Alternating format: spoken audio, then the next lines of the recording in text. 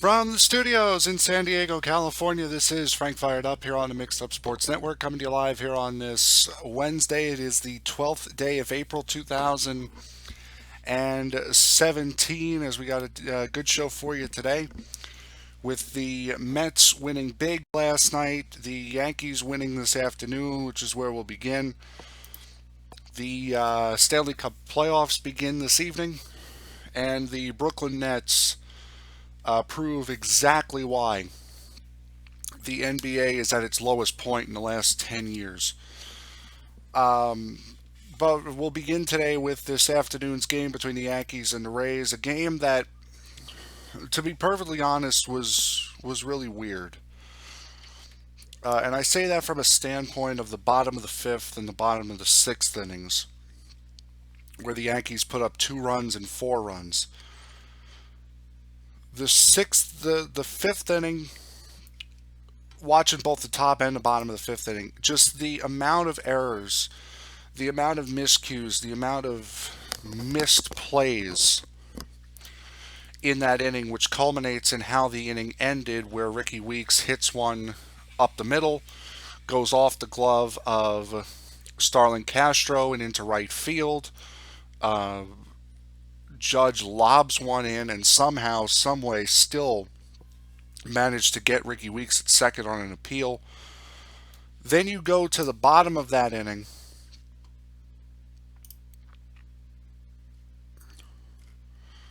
Then you go to the bottom of that inning where you have the error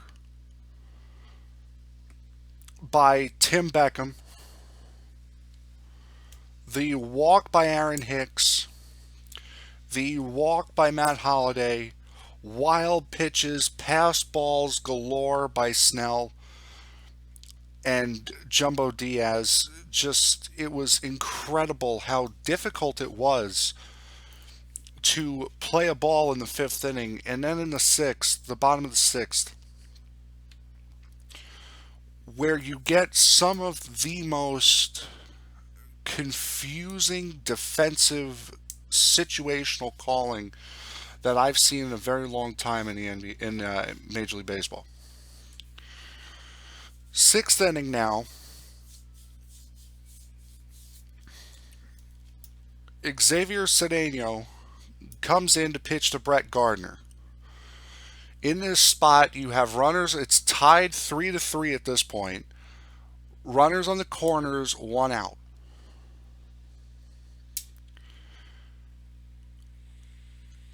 Tampa Bay brings the infield in to keep the go-ahead run from scoring, and because more likely than not, you're not going to get Brett Gardner on a double play, which is understandable. So you keep the run from scoring. You get and just get the out at first. Then you're dealing with runners on first, second, and third with 2 out, and Ellsbury coming up. Instead, you get a play that just boggles the mind when you really think about it. Chopper back to the pitcher, looks to second, realizes he doesn't have a double play, throws a bad ball to Weeks over at first. Weeks goes to pick it up, gets run over by Brett Gardner. Both guys are out of the game. So on one bad throw by Cedeno, Tampa's first baseman's out of the game and the Yankees' left fielder is out of the game. On a play that never should have happened. Chopper back to the pitcher from Brett Gardner. Cedeno looks to second. When you have the infield in, you are pretty much telling them we are not going for a double play. Ground ball to the pitcher with the infield in. You look the runner back to third base and then throw to first. There's no maybe I can get a double play. You're conceding the double play by bringing the infield in, which is fine. That's the design of the play. The fact that he looked to second and actually waited for somebody to go back to second just goes to show that he had no idea what he was going to do with the ball when he got it. Had no clue.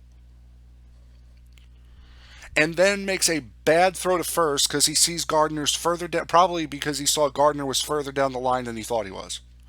Because Gardner's got speed. The whole reason you bring the infield in that spot is because of Gardner's speed. I don't know how long Cedeno has been a major league pitcher, but to be perfectly, he's not going to stick around if he keeps doing things like that.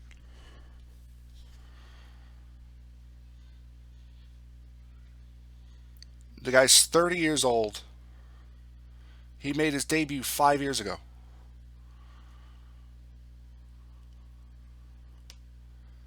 He's played for Houston for 2.5 years, Washington for 2.5 years, and now Tampa. He's in his second full season in Tampa Bay.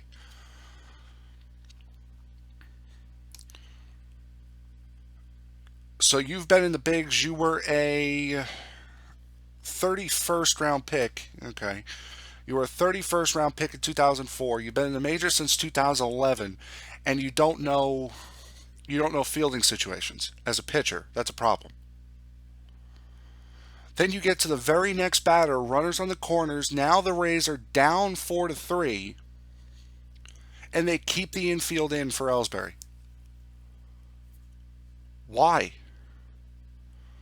Why are you keeping the infield in? The point of bringing the infield in the first place was to avoid conceding the tying run, the go-ahead run. Now you've conceded the go-ahead run, so get back into double play depth and try to get to double play. Sure enough, Ellsbury shoots a rocket into center field that probably could have been played by the second baseman if he was back in double play depth. Double play inning over, it's 4-3 going into the top of the seventh. But no, the infield was in. It goes into center field. Run scores. It's 5-3. Ref Schneider goes from first to third. It's a play that never should have happened. And that continued into an inning that never should have continued. The inning should have been over on the Ellsbury hit.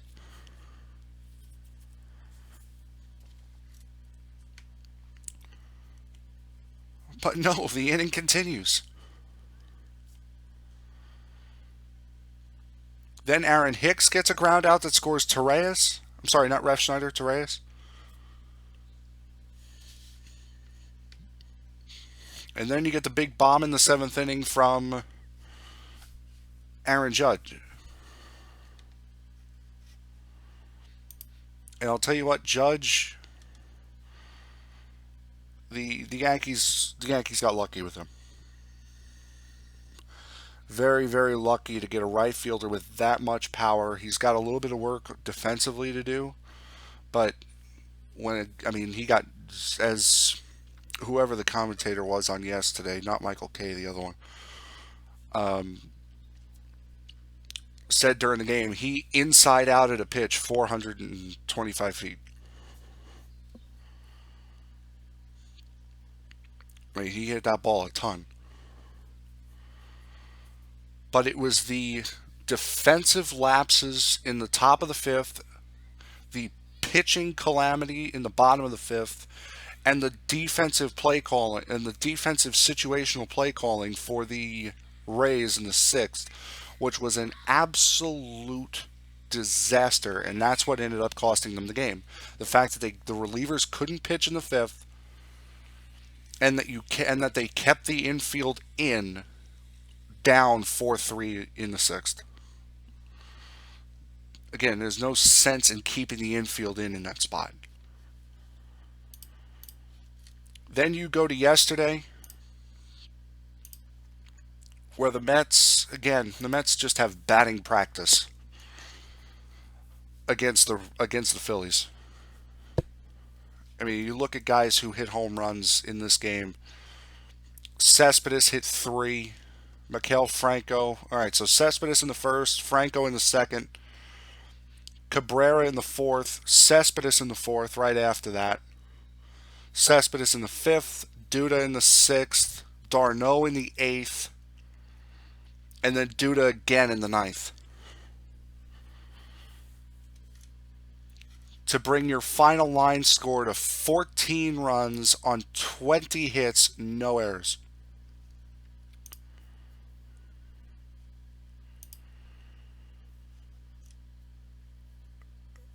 I don't know whether you want to call it a bad night for Clay Buchholz, who had an extraordinary line of two and a third, 8 hits, 6 runs. Why they left Morgan in for so long, 3 and 2/3, 7 hits, 4 runs, 4 home runs. Every single one of Philadelphia's pitchers last night gave up a home run.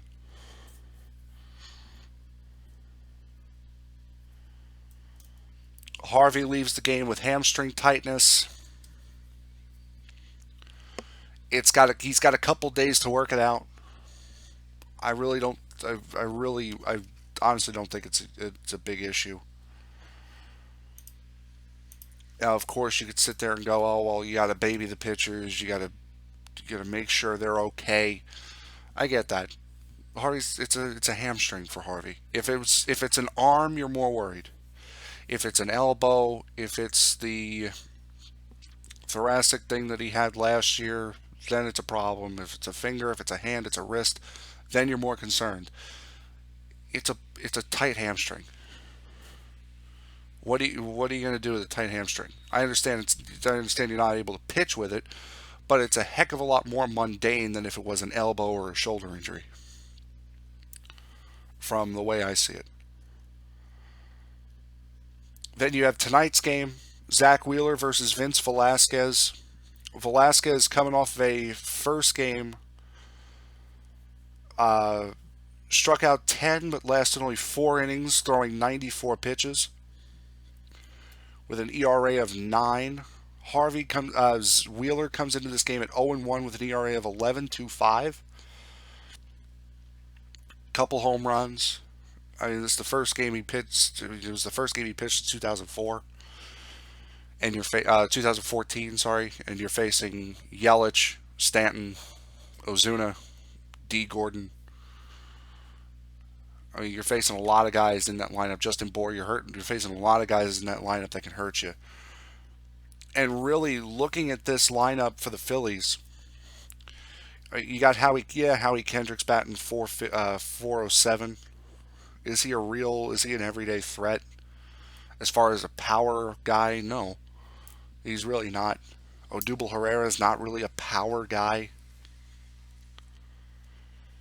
You're sitting there looking at this Phillies lineup, and there really is nobody who, if you're in a situation that calls for it, there's nobody there that you're going to say, I'm not letting that guy beat me. That guy is not beating me. I'll walk this guy before he beats me. There's really no guy like that in that Philly lineup. So tonight, the Mets lineup again looks different. Leading off in center field will be Michael Conforto. Cabrera, Cespedes, Bruce, Walker, Duda, Reyes, d'Arnaud, Wheeler. So pretty much the same as last night. But instead of Granderson in center tonight leading off, it's Conforto leading off in center tonight. For the Phillies, Cesar Hernandez at second, Howie Kendrick in left, Odubel Herrera in center, Maikel Franco at third, Michael Saunders in right, Tommy Joseph at first, Cameron Rupp behind the plate, Freddie Galvis at short, and then Vince Velasquez pitching. That is the lineup tonight for the Philadelphia Phillies. And this would be the final game of this series before the Mets go down to Miami for a 4-game weekend.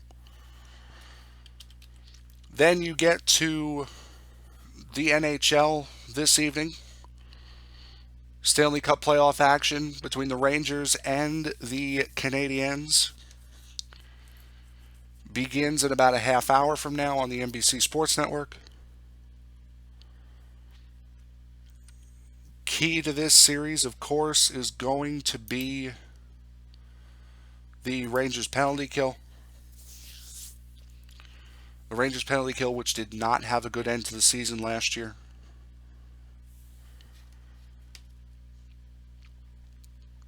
The goaltender matchup. The last time these two teams met in the postseason, Carey Price got hurt in the first game. Price has played very, very well. Again, this is the number one team out of the Atlantic. Lundqvist has come back from injury. He struggled a little bit,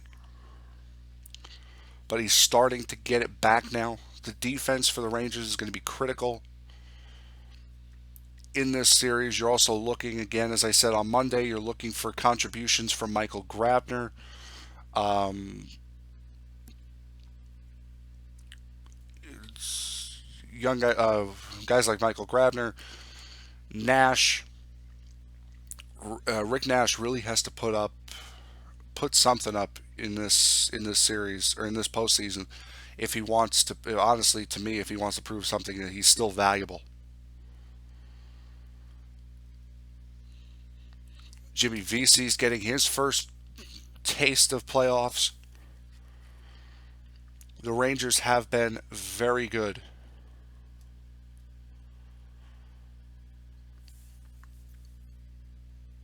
When they have all of their players together, when they have all of their starters, the starters that were meant to be starting together. Rangers power play has gone 13 for 38 during the final 15 games of the regular season. Uh, Montreal's penalty kill, 88.4% success rate under Claude Julien, who led the Canadiens to a 16-7-1 record after Montreal fired their coach. So you've seen a change in Montreal. The Canadiens made a big push at the trade deadline. Jordy Ben, Dwight King, Steve Ott, Andreas Martinson, all acquired at the trade deadline or just before.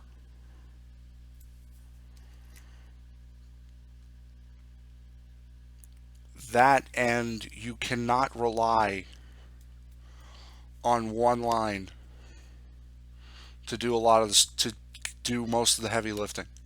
That's a problem mostly for the Canadiens. The Rangers don't really have that problem. The Rangers have guys on all four lines that can score, that can create offense. The Canadiens really don't have that. The Canadiens' top two is very good. Top two lines are very good. Their third line's iffy, and their fourth line is a genuine NHL fourth line.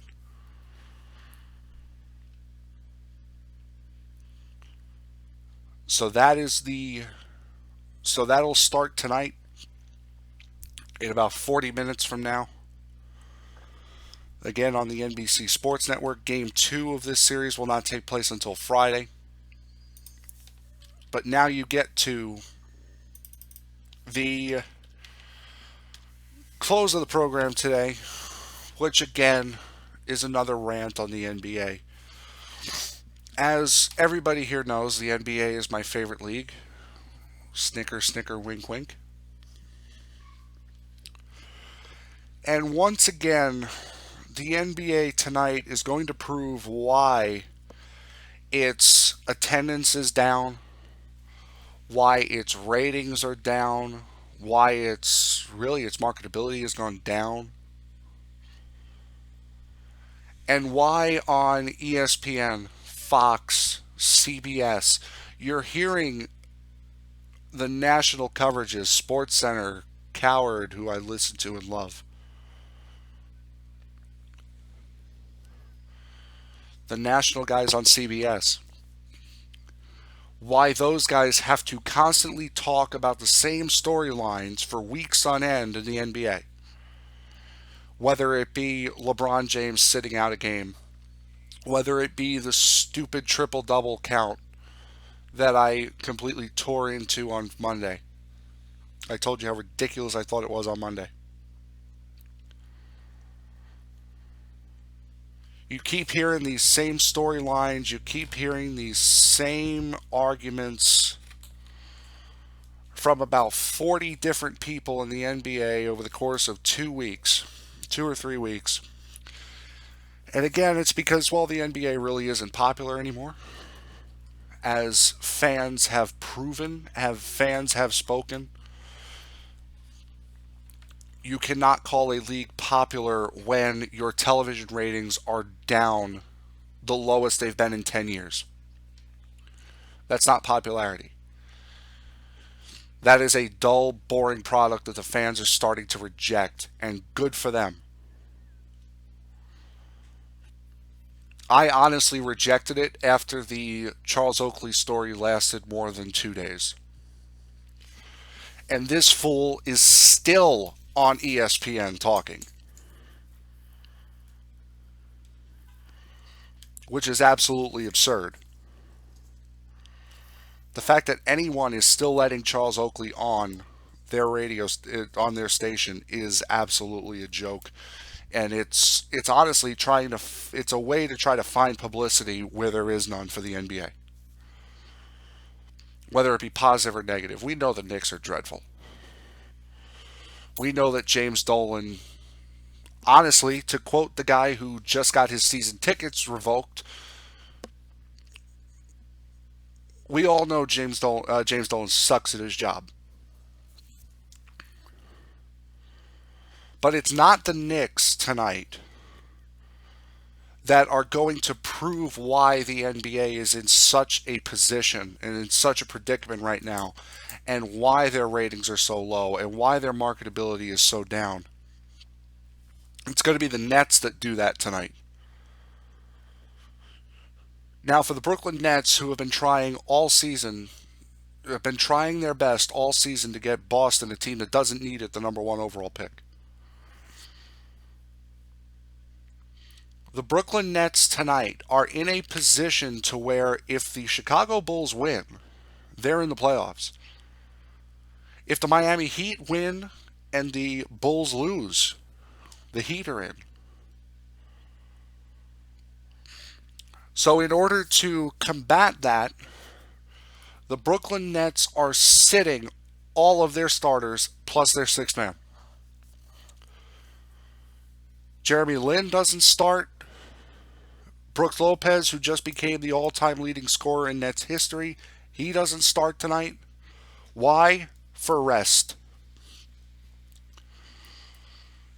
This is the last game of the season. You're the worst team in the NBA this year. You're going to be resting until next October. This player resting deal is going way too far now. Where you have the worst team in the NBA, bar none, in this season, bar none, the worst team in the NBA this year, resting players, directly affecting the playoff picture. And I'm not talking about one game here or there. I'm not talking about, a 4 seed is going to be a 5 seed now. I'm talking about teams making it and not making it. They have handed the Chicago Bulls a playoff spot on a silver freaking platter by doing this. It is disgusting what the Nets are doing tonight. It's the last game of the season. Why are you resting people? You are going to have rest for the next 6 months.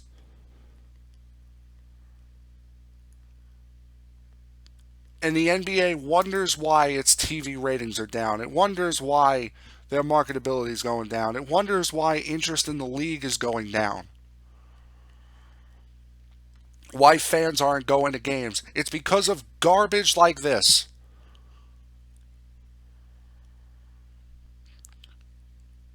Forget about a key player sitting out in a city in a game that doesn't matter, in a road game, guys sitting out back to backs. No. This is a completely different situation, and this is obviously showing where this whole sitting out thing is going. You cannot sit your entire starting five in the final game of the season when the team you're playing has a playoff spot on the line.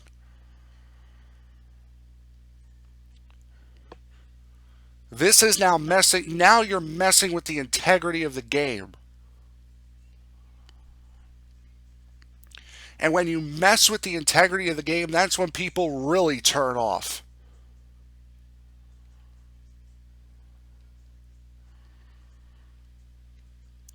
The NBA, I understand if you're the NBA, you got the Players Association that are going to tell you that you cannot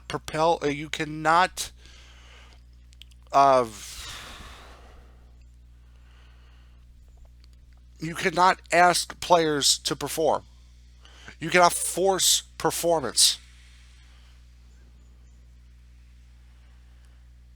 But honestly, when it is the worst team in the league, the last game of the year, and they're sitting there starting five, you know what?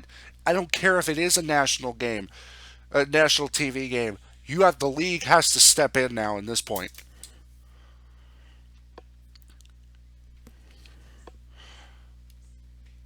Because what the Nets are essentially doing in this case is they are kicking the Heat out of the playoffs and putting the Bulls in. They are controlling the playoff picture, and they're not even in it.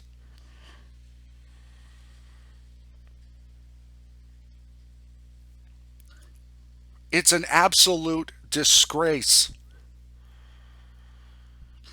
And Adam Silver goes, I don't understand. Why are ratings down? Why aren't people coming to games? This is why.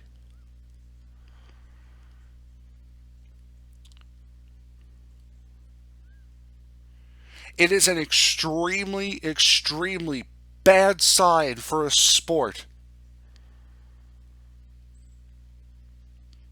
when the fans start to feel as though the players do not care about the regular season. Because if you don't care about the regular season, why am I going to? If you don't care about your sport, why am I going to? The days of Jordan, Malone, Bird, Magic, Wilt, Kareem, West are long gone. And with how much pull the players get in this league, they may never come back because it's only going to get worse. When the players have this much pull, when the inmates are running the asylum and it is this deeply rooted,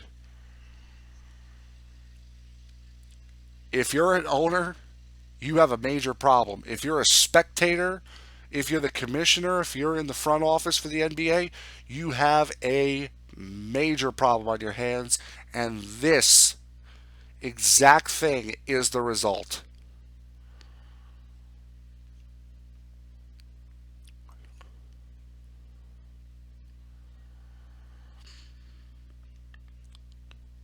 Honestly, I'm sure a lot of these players would be fine with, hey, listen, the Cavs are the best in the East. The Warriors are the best in the West. You know what? Just play a 7 game series between those two teams because that's what it's going to come down to anyway. Just play the finals and just play the finals in November. Season's over. You don't have to worry about it. And you know what? I'd be pretty okay with that too. Because the players don't seem to care about anything else. So why the hell am I going to? So again, wrapping up the show right now. Rangers play the Canadiens starting in about a half hour. The Knicks playing the 76ers tonight at 8 o'clock. That is at Madison Square Garden. If you're going to see Carmelo Anthony or Kristaps Porzingis, you may as well stay home. Those two aren't playing tonight either. Nets play the Bulls at the same time. 8 o'clock. Again, the Yankees beating the Rays 8-4. Mets play the Phillies in about a half hour. Going through the rest of the baseball scores from today. The Tigers defeating the Twins 5-3. Padres over the Rockies 6-0. Games currently in progress. There are two. St. Louis leading Washington 3-0 right now in the bottom of the eighth inning with one out. Mets win tonight. They will take first place in the NL East by a game. The White Sox leading the Indians in the top of the second inning 2-0 with a chance to tack on more. They have runners on the corners and one out. Mets play the Phillies again in a half hour. Cincinnati, Pittsburgh in Pittsburgh in a half hour. Toronto, Milwaukee in Toronto in a half hour. Miami hosts Atlanta in a half hour. Um,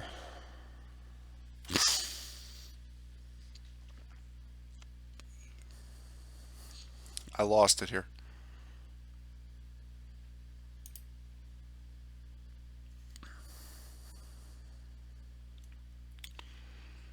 It's coming back. Oh, here it is. Cubs play the Dodgers tonight on the MLB Network. Athletics in Kansas City against the Royals at 8. Angels hosting the Rangers. Angels are 6-2 on the season. Looking to keep that perfect 4-0 record at home. Astros play Seattle at 10 o'clock tonight in Seattle. And the Diamondbacks, who are 7-2 this year, take on the San Francisco Giants, who are 3-6. So that'll do it for me today. I hope you guys enjoyed, and I will see you all tomorrow.